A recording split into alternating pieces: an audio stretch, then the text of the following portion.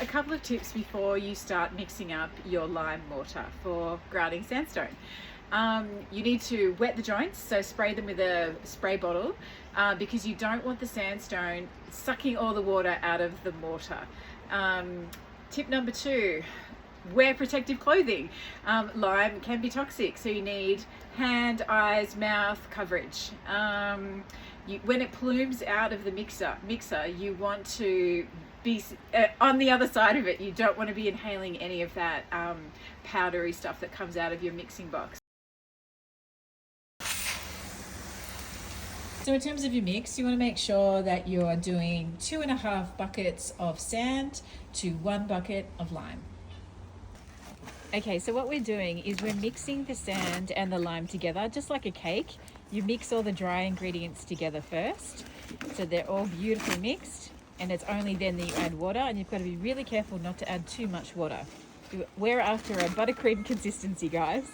Okay, so we're mixing by hand just to minimize the plume. And you want to get these ingredients mixed really well together, just like Nana's Christmas pudding. If you happen to have a cement mixer on hand, which we do not, you can of course use a cement mixer.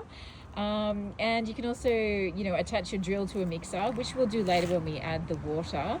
But for now, we just want to minimize that little dust plume.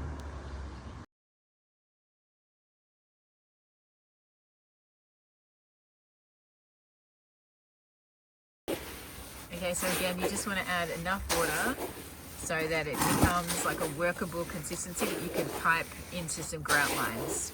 So it's kind of looking like a chunky buttercream. So this is what the hydraulic lime looks like. You can usually buy it in white or a light grey. I've gone for the light grey because I don't want really bright grout lines. I want them to be soft and for the sandstone to stand out the most, not the grout. So this is a vinyl piping bag. You can get them in different sizes, and you can cut the nip at the end to be whatever size you need for your grout lines. Okay, we are having a lot of trouble with this piping bag. We've cut the end several times to make it bigger, and what we're getting out is just the water is coming to the bottom of the piping bag, and it's just oozing out, even though the consistency itself isn't that runny inside.